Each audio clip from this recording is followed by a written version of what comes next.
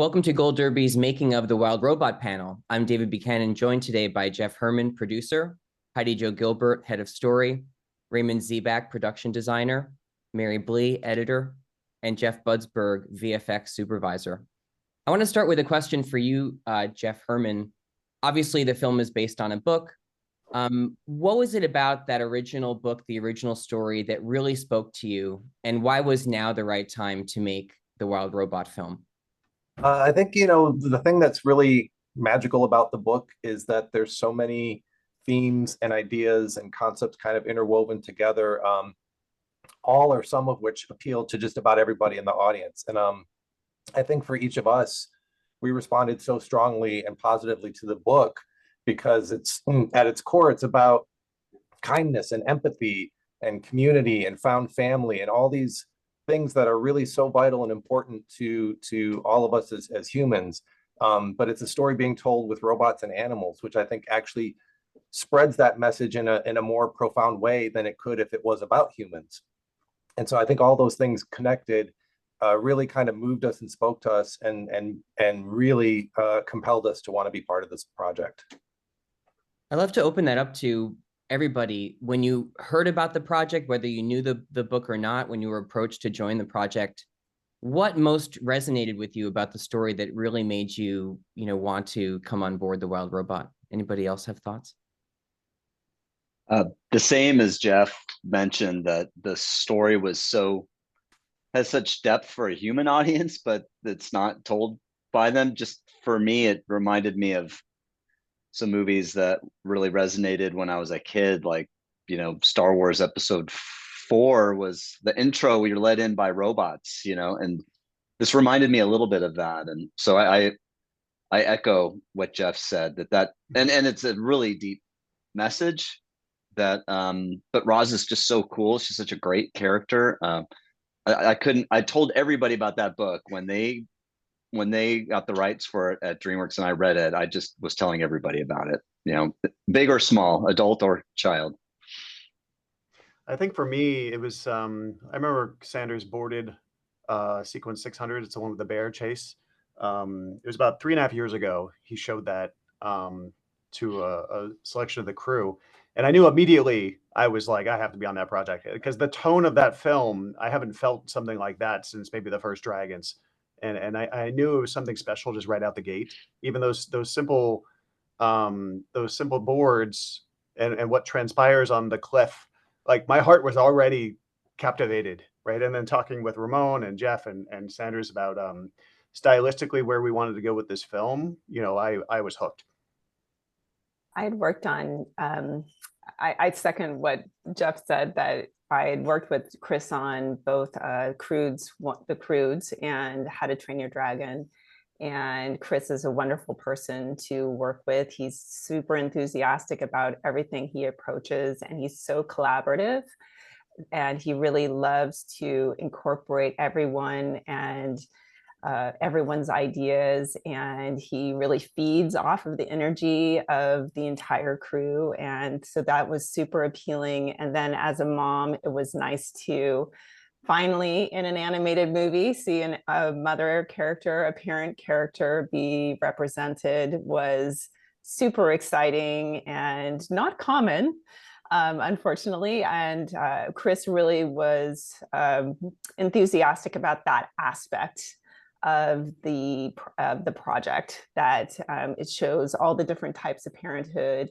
And to build off of what Jeff Budsberg was saying, that he was not afraid of the challenging, some of the challenging subject matter. He wanted to embrace that and felt like that really gave depth to the story. Yeah, I think for me, I had not read the book before I came on. I found out about it through a development pitch that Chris gave, and I was just so excited. I'm a huge fan of Chris Sanders and Dean, and hearing that they were both going to be involved about a story of a robot learning to be a mom, I was like, I'm in.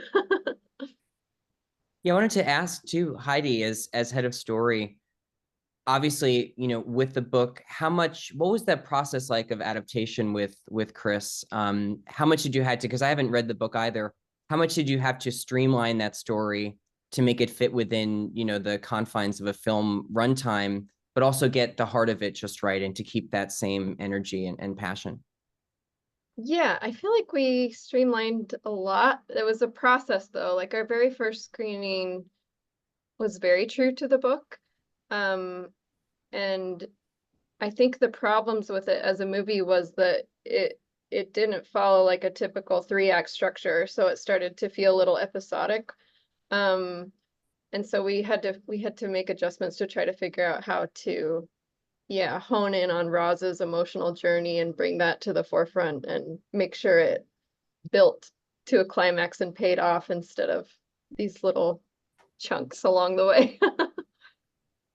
One more question on the book for you, Raymond, which is obviously there was an already kind of established visual style for the characters.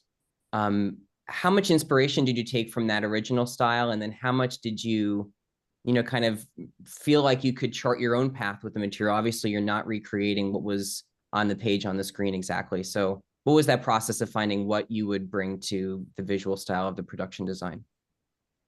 Well, yeah, firstly, I just loved when I did read the book that the style in which he wrote Peter Brown, the way he wrote the book and the way he illustrated it was just such a great pairing for reading a book and for thinking about children reading a book. And the style was very clear, but it kind of felt like a modern kind of fairy tale in a way, that he just came up with this great style for that.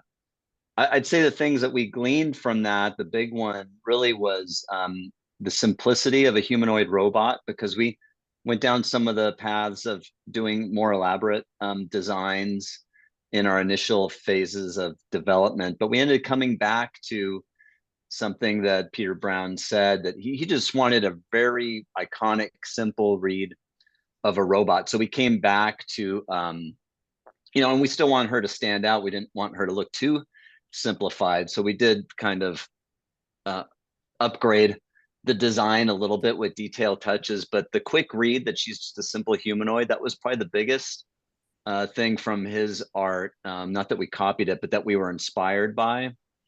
And then the fact that I think it comes through in his drawings that the island is brutal.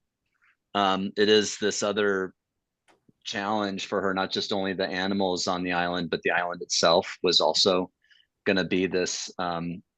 We just kept saying the term wild whenever we were dealing with design in art. And I think he had his way of saying that. And then we wanted to make sure we kept saying that through the design of the film.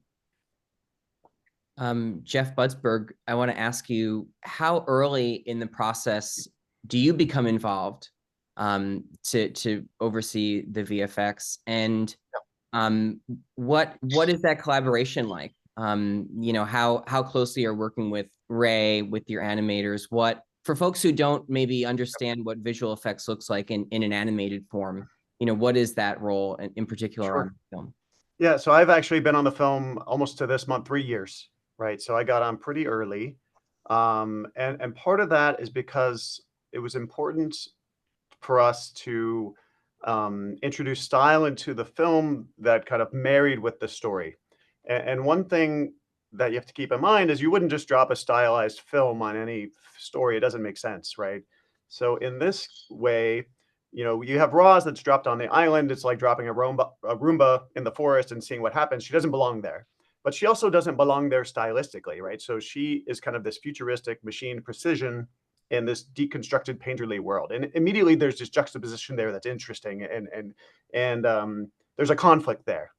And slowly through the course of the film, we're kind of introducing like a brushed highlight on her skin. We're kind of smearing edges. We're perturbing kind of silhouettes. We're kind of smearing, highlights down her body. We're introducing kind of a brushed shadow terminator. We're doing things to her kind of sequence by sequence incrementally. So by the end of the film, she is now painterly. And when you see her against the other robots to try to capture her, there's another jarring juxtaposition, is that she fits in the world, but the robots do not, right? So like just that course of her journey through the film echoed stylistically was really exciting for me. And being on early to help chart that process and figure out how that would be executed was a really huge undertaking for technology, because we've spent the last 30 to 40 years trying to make more and more photoreal images in computer graphics. And there's lots of laws of physics that can describe how light behaves and how to make things look physically accurate, but it's actually incredibly difficult to make something look painterly. So you have to really put a lot of thought into how assets are constructed, like how the shaders apply and kind of manipulate light. Where do you introduce detail and where do you remove superfluous information? And how do you have the artist's hand craft these decisions so that doesn't feel like it's just an afterthought, and it feels like it's actually, seeing a painter through like an artist's eyes, right? So all of these processes required us to kind of reevaluate workflows in every department, from modeling, who construct the assets, to something describing and surfacing, like describing how the light is responding and where the textures are revealed, to lighting and compositing. So that was one of the biggest challenges, is trying to go see, department by department, like what are the different tools and techniques that we need to either develop ourselves or kind of augment tools that we've been using for a couple of shows now.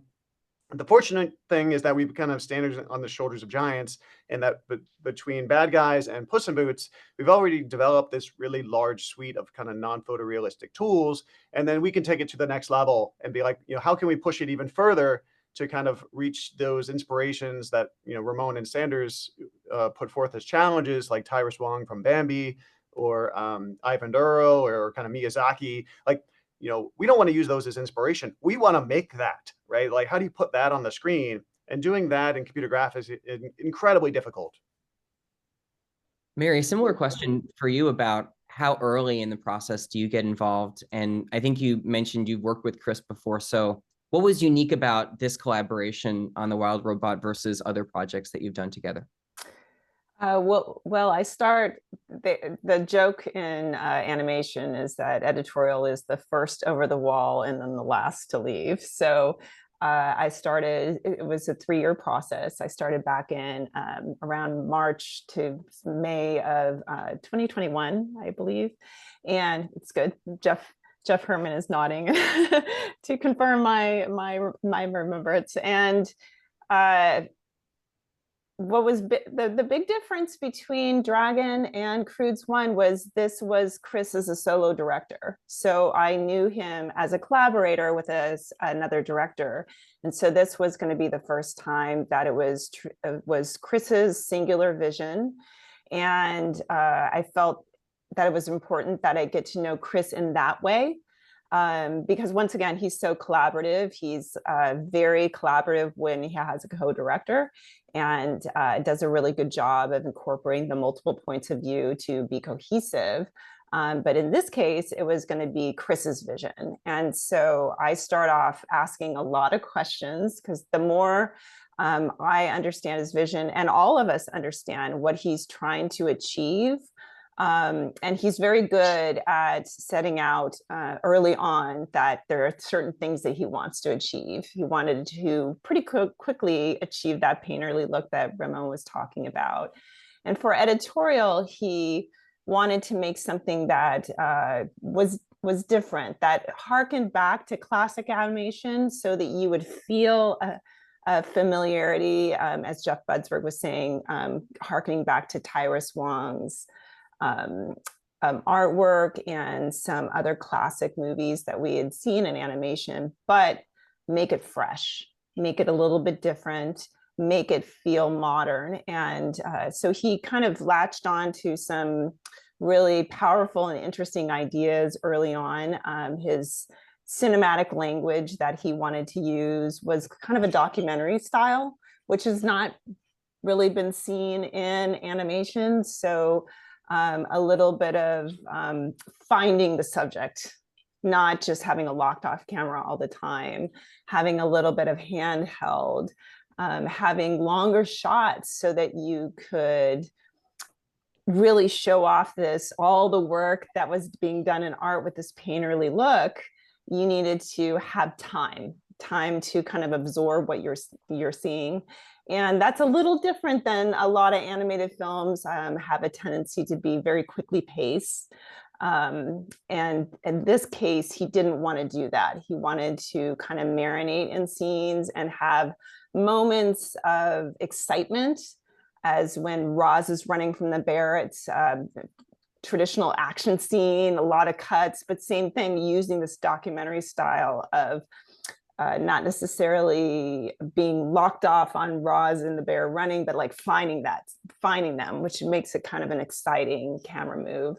And so he laid all these things out kind of early on. And then once he has laid out a vision to all of us, then he kind of steps back a little bit to say, what have you all got to offer? Show me some things.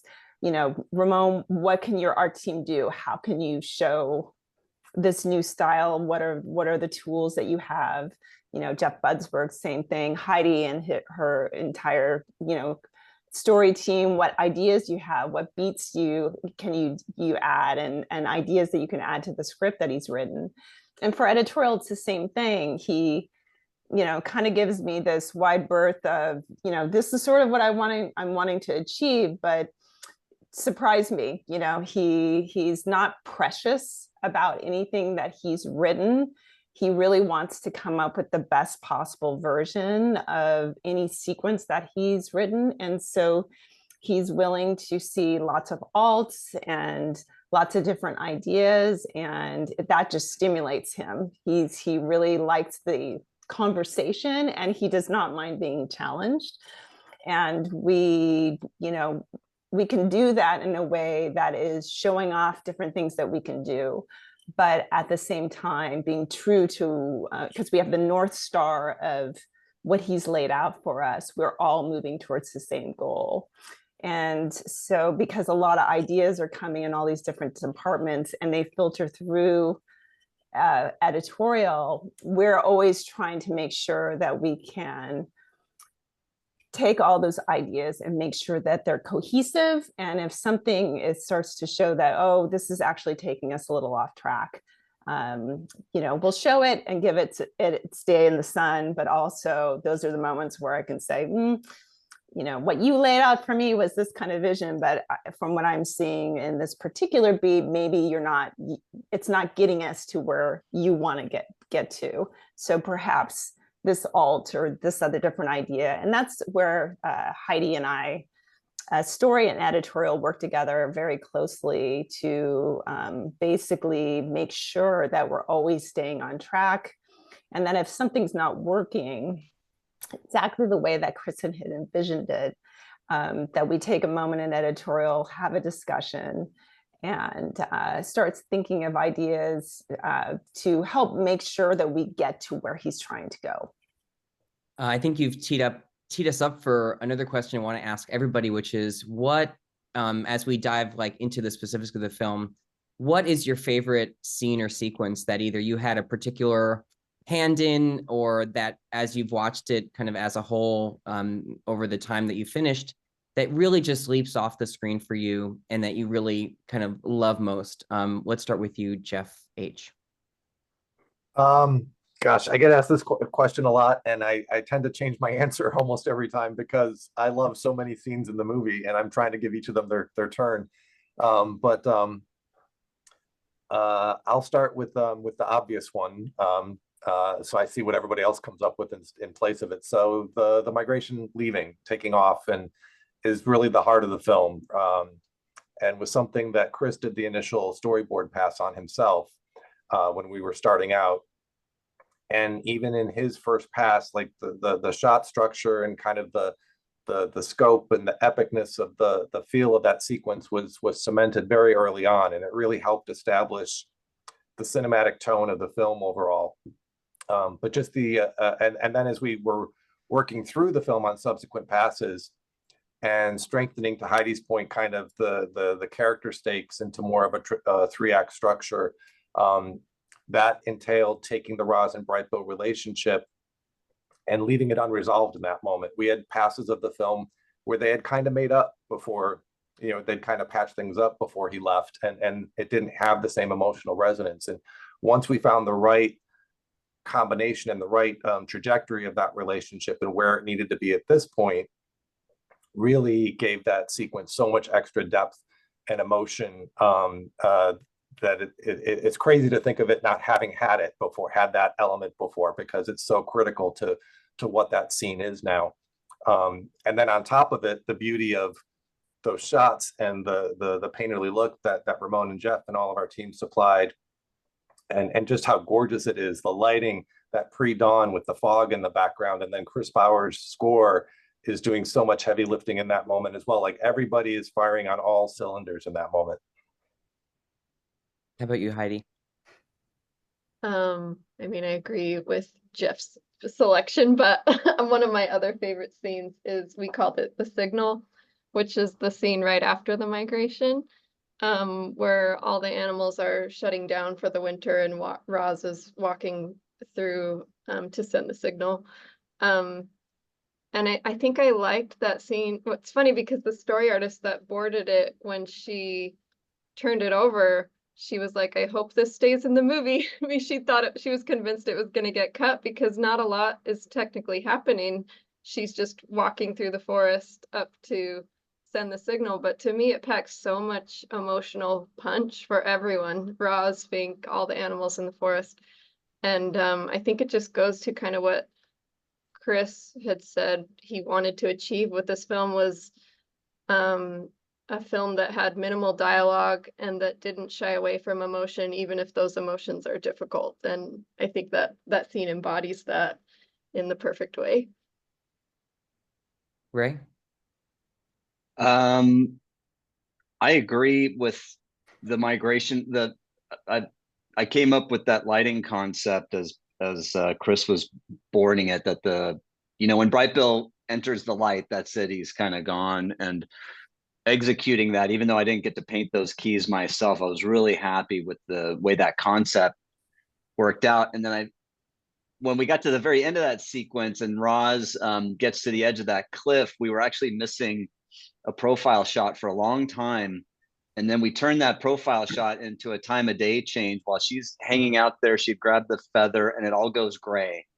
And it goes into that next sequence that Heidi was just describing. Sometimes it's not just the one thing you do, it's the contrast of what the next thing is to it, and even though it's this gray sequence, it just hits all the emotional impact of how all that worked so great, because of what Chris wanted to do, that the art just really echoed that, thoroughly. The only other one I'd say that is still kind of, and it was an early favorite, was just when we knew that this movie was going to be have that depth, was when Roz finds the egg on the cliff at night. It's raining. She uses her headlights. Like, it's very simple in a way, but it's very, very strong and powerful. So yeah. You guys are taking all the choices. Go ahead, Jeff, before we snatch any more. What do you think, Jeff? I'm gonna go. Yeah, those are all excellent. I'll go with the one that I think we pulled off early, that we finally knew that everything was hitting on all cylinders. It would be 2100. That's the sequence where it's in the middle of the flight montage, and it's kind of a gray, dreary sequence. You're kind of in the sea stacks on the ocean floor, and Roz is watching Bright Bill and Thunderbolt flying in the sky, and this is the first time we meet Longneck, and he comes in and kind of gives him his ticking clock, like you got a week, right? And it's powerful, right? Because you kind of feel for Bright Bill. They have this tumultuous relationship where they're not seeing eye to eye. They're preparing for him to leave. So already you're at a kind of a heightened emotional state. But I think why it resonates for me is that this is the first time in our production that I feel like everything was hitting on all cylinders. This is kind of halfway through Roz's painterly transition, right? As well as kind of trying to work out kind of more of a stylized aesthetic, in the environment. We have kind of a painterly depth of field where you're not quite sure what is geometry, what is digimat, what is painted in the background. You have a stylized bird, right? And you have these Miyazaki style kind of effects that are drawn, right? Where all of our splashes and kind of ripples and all these kind of accoutrement are drawn. The water looks like brushstrokes, like, and you're not quite sure, like, what is geometry, what is painted, what is 2D project, like it's all working in concert so well in this beautiful palette and this heightened emotional state. And like this sequence was so successful. And we knew that we were onto something special when we accomplished that sequence. Mary? Ditto to everything that everyone said. It's really tough in this movie because I think we love all the sequences. They all came out so well. But to echo what Ramon said, 600, the accident where there's the bear chase and Roz finds the egg, has always been a particular favorite for me because it was one of the first sequences that we boarded, and it felt like it encompassed everything that Chris was trying to achieve, that there was life and death situations, action and excitement, right next to tragedy, right next to mystery and discovery, and leaving us with the question of what is Roz going to do with this egg. And it also had minimal, if almost no dialogue, and something that, like Heidi said, Chris really wanted to embrace, that we can tell a story with the visuals and we're going to feel a lot of storytelling in the silence, that we can use music, we can use sound effects to create a mood. And that really felt like it encompassed all those things. And because it happened so early, it was a proof of concept that, this is really going to work. We're all super engaged in this sequence already, and it's the first one out of the gate. And it really showed the possibilities. And it was really fun to cut. I spent a lot of time on the sound effects, once again, trying to figure out how can we make the sound effects create a mood. So having her fall down that cliff and lay broken on this precipice with just the rain hitting her body, and just the sound of the rain hitting her body created such a feeling of loneliness and for her, and that it really made me feel doing it. What is she going to do? And the fact that I had that question as an audience member, what's going to happen next? I'm really engaged, I need to know, was really an exciting feeling, especially, like I said, that's one of the first sequences cut. It's like, oh my gosh, what else can we do here? But I just wanted to mention another one that's not been mentioned, which is the robot graveyard, where Roz speaks to Rummage. And that sequence really informed who Roz is as a character. We kind of worked backwards. Heidi can talk about this quite a bit too, that we actually found that sequence and worked on that sequence before understanding what the second sequence in the movie, where we actually established Roz's character, that the robot graveyard, having her talk to her original self, really helped us really understand like the contrast that we needed to have to create her arc, so we could see her as a, engineered, optimistic character, but it's a programmed personality versus a emotional parent who is invested, even if she doesn't quite understand what's happening to her, but invested in this relationship. And I feel like when that sequence started to really gel, it informed so many other aspects of the movie and was really a watershed moment when it came together. That's making me. Oh, sorry. Go ahead. Real quick, that sequence is really interesting too, because it's a departure from the book that doesn't exist in the book, but it's such a strong sequence. And watching that evolve through story from the outside, at least from the design side, was beautiful to watch and to see where it landed. Yeah, and that scene in particular brings me to my next question. We haven't touched on the voice acting quite yet, but I want to ask you, Jeff H., about pulling together this wonderful cast. In particular, I mean, everybody is so spectacular in their roles, but I feel like Lupita Nyong'o is just the heart of Roz. She brings so much to this role.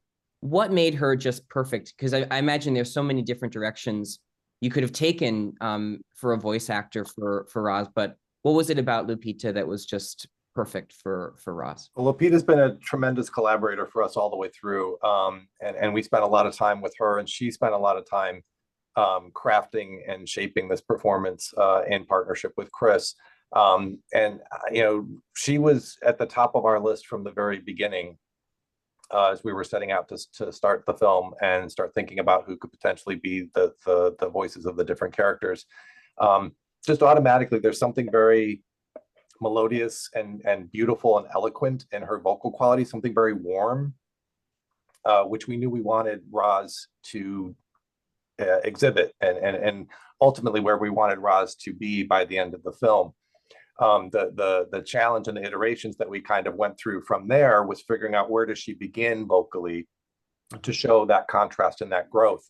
And we went to obvious places like, oh, she should talk more robotically, and things like that just quickly, led us into kind of blind alleys that we had to work our way back from. And really, we kind of kept looking at existing technologies like Siri and Alexa that don't sound robotic. That's kind of the way, automated voices and automated intelligence or artificial intelligence kind of is now. So we had to figure out and taking kind of clues from those voices, there was this positivity in those in like Alexa and Siri. And we kind of latched onto that. And that was one of the last pieces to solidify in Roz's overall arc, was where she began. And a big part of that was in the vocal performance. And once we came upon the idea of her kind of self-promoting herself and being very positive and uplifting, because she is a helper robot, that allowed for Lupita to use her natural voice, but albeit adjusted into like a higher register, and just really amp up the cheerfulness. And then gradually throughout the course of the film, much like her appearance changes from sequence to sequence, so too does the vocal performance. And there's a little more emotion seeping in throughout the film. But she was the first one that we cast.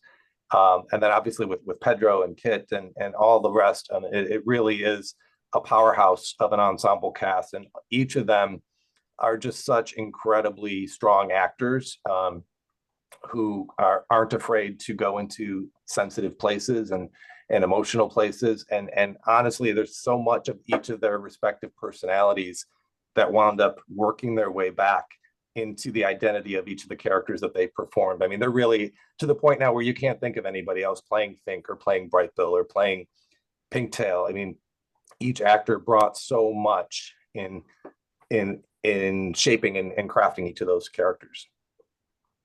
Yeah, Heidi, I want to ask you too. I feel like what's remarkable to kind of juxtapose what Jeff was just saying is, even though in the early, minutes of the film, we don't hear a lot from Roz, I feel like audiences are immediately endeared to her, within the first 10 minutes or so, when there's not a lot of dialogue and there's not a lot of that emotion, especially as the film progresses. How did you accomplish that? I mean, how much time did you spend thinking about how do we make Roz immediately kind of lovable and endearing to audience members? Mary's laughing, I can see, because she knows the struggle that was, but I'm very happy to hear that from you, because we struggled with that a long time. That was one of the last scenes when she walks through the forest and is advertising all the ways that she can help. That was one of the last scenes that went into production because we were struggling in story with it forever. And I think it was because it's hard to get an audience to care about something that doesn't have human emotions. And we really wanted to keep her a robot in those opening scenes so that she had a place to grow from.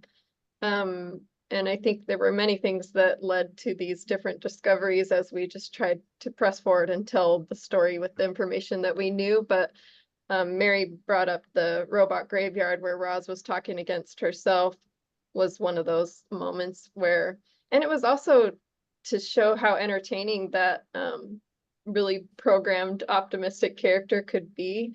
And I think after we saw that, and it was also pushing the promotional aspect of it, I think was one of our later discoveries. Chris came up with that great sticker beat where she prints out the stickers and offers a discount. But yeah, I think once we realized, we we realized the entertainment and endearment that can come from a character that's really trying to help, and is just looking for a task to help and failing at that, then hopefully you will feel for her.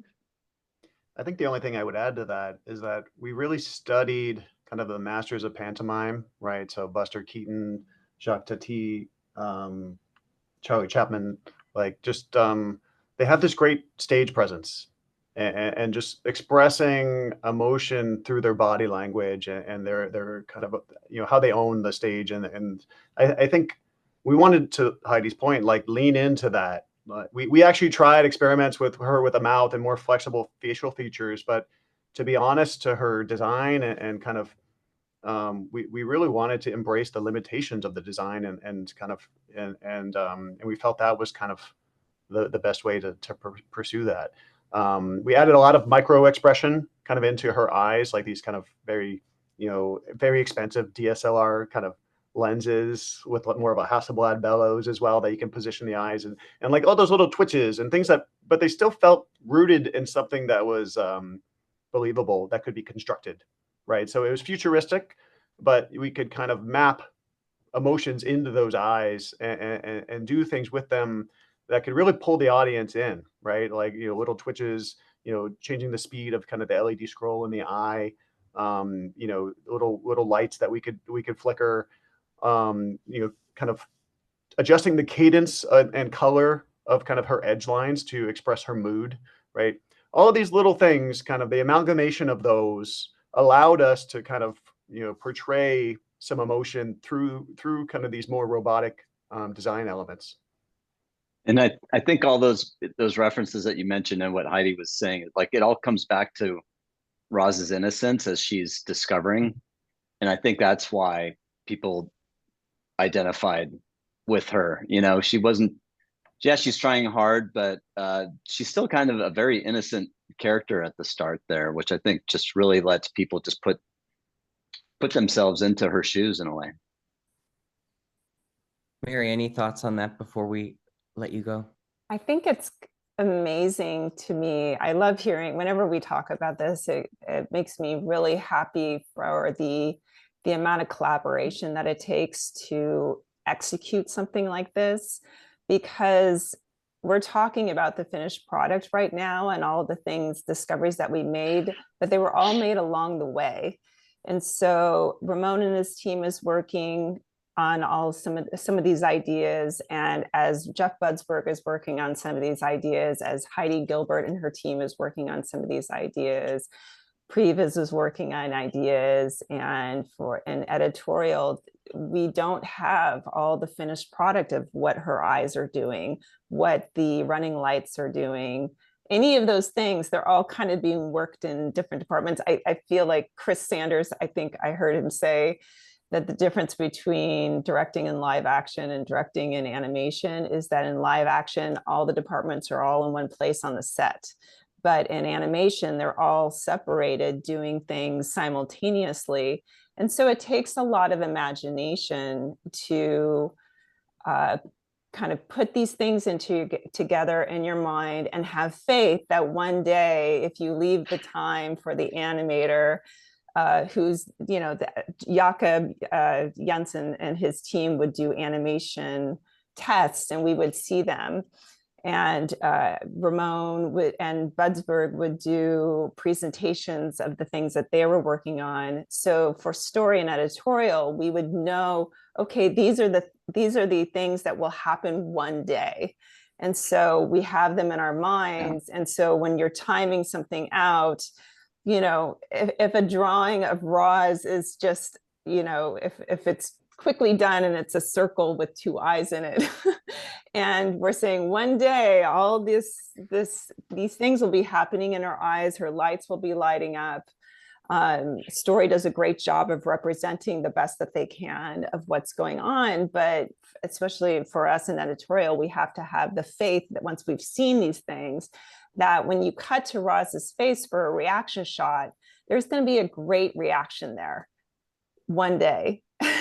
And so there's a lot of faith that comes into, and trust in all the different departments. And for us, we're constantly embracing that trust, going, okay, I'm going to put time in there for her to have a reaction. And I'm not going to worry that right now it's not fully realized. I know that I'm going to imagine what the acting is going to be, and I know it's going to be something spectacular. I think it was Martin Luther King Jr. who said, faith is taking the first step when you can't see the entire staircase. And a lot of what we're doing in all these different departments, all of us, Ramon is trusting that we're going to put the time in so you can see the painterly effect. And, we're all trusting each other and kind of holding hands and communicating a lot so that we understand what everyone is doing all the time, so that we can know that one day it is all going to come together, because story lasts for a good 1.5 years before you have even one piece of animation. And the painterly effect isn't fully realized until the last, I'd say 6 to 8 months of a 3-year process. So it really is a testament to the incredible imagination from Chris, and the trust that Chris has in everybody, but all that we have in each other. And it's one of the most special parts of working in animation. I think it's a great place to end. Congratulations to you all on an absolutely beautiful film, The Wild Robot. Thank you so much for talking to Gold Derby today. Thank you. Thank you. Everybody. Thank Nice you. talking to you.